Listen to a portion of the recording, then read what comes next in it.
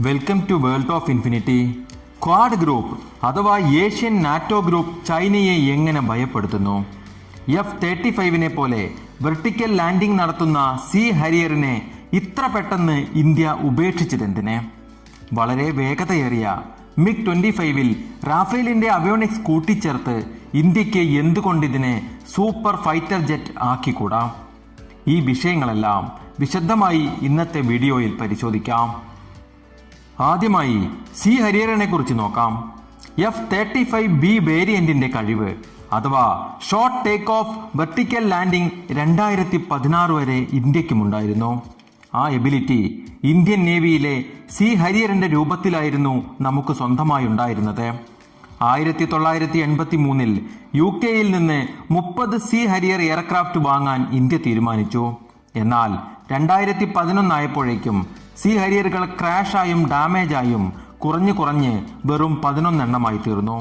ഇവയുടെ maintenance cost ക്രമാതീതമായി ഉയർന്നതും ലിമിറ്റഡ് പെർഫോമൻസും കാരണം സി ഹരിയർ എയർക്രാഫ്റ്റ് ഇന്ത്യൻ നേവിയിൽ നിന്ന് 2016 റിട്ടയർ ചെയ്തു. പെർഫോമൻസ്, പേലോഡ്, മെയിൻ്റനൻസ് എന്നിവ നോക്കുമ്പോൾ MiG-29K സി ഹരിയറിനേക്കാളും വളരെ മുന്നിലാണ്. സി ഹരിയറിന്റെ സ്പീഡ് 1150 km/h മാത്രമായിരുന്നു. അതായത് ശത്രുവിന്റെ BVR മിസൈലിന് വളരെ എളുപ്പത്തിൽ സി ഹരിയറിനെ വീഴ്ത്താനാകുമെന്ന് ചുരുക്കം. ഇതിന്റെ റേഞ്ച് 1500 km ആയിരുന്നു. ഒരു കരിയർ ബേസ്ഡ് എയർക്രാഫ്റ്റിന്റെ 1500 km റേഞ്ച് എന്നത് വളരെ കുറവാണ്. മാക്സിമം 11,800 kg വെയിറ്റോട് കൂടി ടേക്ക് ഓഫ് ചെയ്യാൻ സി ഹരിയറിന് സാധിക്കുമായിരുന്നു. 1000 kg മുതൽ 1500 kg വരെയുള്ള മിസൈലുകൾ ഇതിന്റെ 4 ഹാർഡ് പോയിന്റുകളിൽ ഫിറ്റ് ചെയ്യാമായിരുന്നു. വിജയം കാണാത്ത പ്രൊജക്റ്റ് ആയിരുന്നു സി ഹാരിയർ. അതിനാൽ തന്നെ ഇത് നിർമ്മിച്ച രാജ്യമായ ബ്രിട്ടൻ സി ഹാരിയറിനെ വളരെ മുൻപേ തന്നെ ഉപേക്ഷിച്ചു. സി ഹാരിയറിനെ ഉപേക്ഷിച്ച് ബ്രിട്ടൻ അമേരിക്കയുടെ F-35 ഡീൽ ഉറപ്പിച്ചു. ചോദ്യം ഇതാണ്, ഇന്ത്യക്ക് ഇതുപോലുള്ള ഫൈറ്റർ ജെറ്റുകൾ നിർമ്മിക്കാൻ സാധിക്കുമോ? തീർച്ചയായും നമുക്കിത് നിർമ്മിക്കാം. നോർമൽ ഫൈറ്റർ ജെറ്റിനേക്കാളും വളരെ വലിയ വ്യത്യാസം ഇവയ്ക്കില്ല. ഇവയിൽ ത്രസ്റ്റിനെ ആവശ്യാനുസരണം തിരിച്ചുപയോഗിക്കുന്നു. ഫൈറ്റർ ജെറ്റുകളുടെ സെന്റർ ഓഫ് ഗ്രാവിറ്റിയെ കമ്പ്യൂട്ടറൈസ്ഡ് രീതിയിൽ സ്റ്റേബിളാക്കി നിർത്തിയാണ് ഇവ വെർട്ടിക്കൽ ടേക്ക് ഓഫ് അല്ലെങ്കിൽ ലാൻഡിംഗ് ചെയ്യുന്നത്. സി ഹാരിയറുടെ ലക്ഷ്യം ശത്രുവിനെ കടന്നാക്രമിക്കുക എന്നതല്ല, എയർക്രാഫ്റ്റ് കരിയർ ഫ്ലീറ്റിന്റെ സുരക്ഷയ്ക്കായാണ് ഉപയോഗിക്കുന്നത്. ഇന്നിത് എയർ ഡിഫൻസ് സിസ്റ്റം അല്ലെങ്കിൽ ഡ്രോണുകൾ നിർവഹിക്കുന്നുണ്ട്. അടുത്തതായി നമുക്ക് ക്വാഡ് ചൈനയുടെ ഉറക്കം എങ്ങനെയാണ് കളയുന്നതെന്ന് നോക്കാം. ക്വാഡ് അഥവാ ക്വാഡിലേറ്ററൽ സെക്യൂരിറ്റി ഡയലോഗിന് 4 പാർട്ട്നേഴ്സ് ആണുള്ളത്. America, Japan, India and Australia എന്നതാണ് ഈ പാർട്ട്നേഴ്സ്. എന്താണ് ഈ ക്വാഡിന്റെ ലക്ഷ്യം? ഇന്തോ-പസഫിക് റീജിയണിൽ അഥവാ ഇന്ത്യൻ ഓഷ്യൻ, പസഫിക് ഓഷ്യൻ എന്നിവയെ ആക്രമണകാരികളായ രാജ്യങ്ങളിൽ നിന്ന് സംരക്ഷിച്ച് നിർത്തുക എന്നതാണ് ക്വാഡിന്റെ ലക്ഷ്യം. ആരാണ് ആക്രമണകാരിയായ രാജ്യമെന്ന ചോദ്യത്തിന് ചൈന എന്ന ഒറ്റ ഉത്തരമേ ഉള്ളൂ. ഹിമാലയൻ റീജിയണിൽ ഇന്ത്യയെ ശല്യപ്പെടുത്തുകയും ദ്വീപുകളുടെ അവകാശവാദം ഉന്നയിച്ച് ജപ്പാനുമായി കൊമ്പ് കോർക്കുന്നതും സൗത്ത് ചൈന സീയിൽ തങ്ങളുടെ സ്വാധീനം ഉറപ്പിക്കാൻ ശ്രമിക്കുന്നതും തായ്വാനെ പൂർണ്ണമായും കൈപ്പിടിയിൽ ഒതുക്കാൻ ശ്രമിക്കുന്നതും അമേരിക്കയെ നമ്പർ 1 സ്ഥാനത്ത് നിന്ന് മാറ്റാൻ ഓരോ നിമിഷവും ശ്രമിക്കുന്നതും ചൈന തന്നെയാണ്. ഇതിനായി മറ്റ് രാജ്യങ്ങളിലെ നേതാക്കന്മാരെ ഉൾപ്പെടെ വിലക്കെടുത്ത് അവരുടെ ലക്ഷ്യപ്രാപ്തിക്കായി ചൈന ശ്രമിക്കുന്നു. ഇന്ത്യക്കെതിരെ പാകിസ്ഥാനെ ഇളക്കിവിടുകയും ഇതിനായി മതവും രാഷ്ട്രീയവും മാറി മാറി ഉപയോഗിക്കുകയും ചെയ്യുന്നു ചൈന. മറ്റ് രാജ്യങ്ങളുടെയും കമ്പനികളുടെയും ഉൽപ്പന്നങ്ങൾ കൃത്രിമമായി നിർമ്മിച്ച് വിൽക്കുക, മറ്റ് രാജ്യങ്ങളുടെ ടെക്നോളജികൾ മോഷ്ടിക്കുക, ചെറിയ ദരിദ്ര രാഷ്ട്രങ്ങളെ ഭീമമായ വായ്പയിൽപ്പെടുത്തി അവരുടെ തുറമുഖങ്ങൾ ഉൾപ്പെടെയുള്ളവ സൈനിക ആവശ്യത്തിനായി ഉപയോഗിക്കുക തുടങ്ങിയ ചതിപ്രയോഗങ്ങളാണ് ചൈന ഇന്ന് ചെയ്യുന്നത്.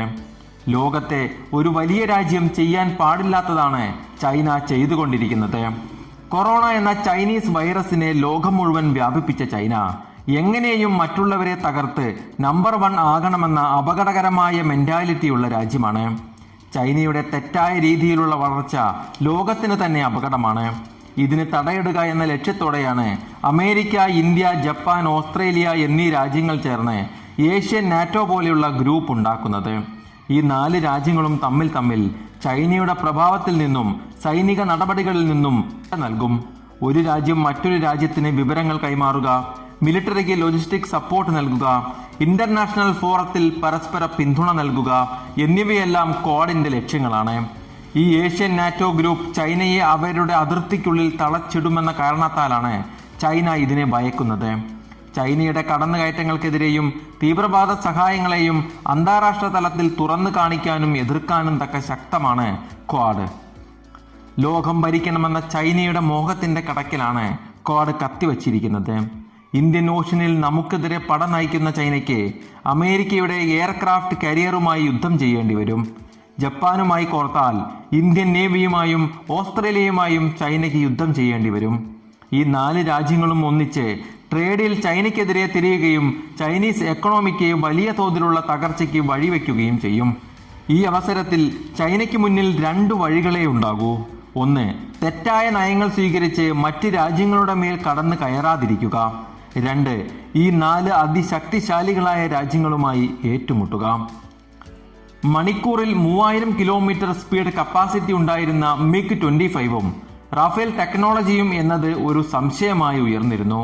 അതായത് റാഫേലിന്റെ വേഗത 1400 കിലോമീറ്റർ ആണല്ലോ. 25ന്റെ വേഗത റാഫേലിന് നൽകാൻ സാധിക്കുമോ എന്നതായിരുന്നു ചോദ്യം. MiG-25 ഫൈറ്റർ ജെറ്റിന്റെ ബോഡി വീണ്ടും നിർമ്മിച്ച് ഇന്നത്തെ പുതിയ ഫീച്ചേഴ്സുകൾ നൽകുക. MiG-25ന്റെ എയർ ഫ്രെയിം ഉപയോഗിച്ച് റാഫേലിന്റെ advanced avionics, jammers, counter measure systems എന്നിവ ഘടിപ്പിച്ചാൽ ഒരു സൂപ്പർ ഫൈറ്റർ ജെറ്റാവും പിറവിയെടുക്കുക. മണിക്കൂറിൽ 3500 കിലോമീറ്ററിൽ പറക്കുന്ന 8000 അടി ഉയരത്തിലെത്താൻ ശേഷിയുള്ള ലോങ് റേഞ്ച് റഡാർ, ലേറ്റസ്റ്റ് അവോണിക്സ് എന്നിവയുള്ള സൂപ്പർ ഫൈറ്റർ ജെറ്റ്. ഇന്ത്യ റഷ്യയിൽ നിന്ന് 10 MiG-25 വാങ്ങിയിരുന്നു. മിസൈൽ അറ്റാക്ക് ഉണ്ടായാൽ സ്പീഡ് ആൻഡ് സർവീസ് സീലിംഗിന്റെ സഹായത്താൽ രക്ഷപ്പെടാൻ MiG-25ന് സാധിക്കുമായിരുന്നു. MiG-25ന്റെ ഇന്ധനത്തോടെയുള്ള വെയിറ്റ് 30,000 കിലോഗ്രാം ആയിരുന്നു. 3000 കിലോമീറ്റർ പെർ അവർ സ്പീഡിൽ പറക്കാൻ തക്കതായിരുന്നു ഇതിന്റെ ഡിസൈനിങ്. കൈവരിക്കാൻ ആവശ്യമായ ഉറപ്പോടെ നിർമ്മിച്ചതിനാലാണ് ഭാരം കൂടിയത്. ആ സമയത്ത്, അതായത് 80കളിലും 90കളിലും 6000 കിലോമീറ്റർ പെർ അവർ വേഗതയിലുള്ള BBR മിസൈലുകൾ ഉണ്ടായിരുന്നില്ല. 10,000 കിലോമീറ്റർ പെർ അവർ സ്പീഡിലുള്ള എയർ സ്പീഡ് സിസ്റ്റങ്ങളും ഉണ്ടായിരുന്നില്ല.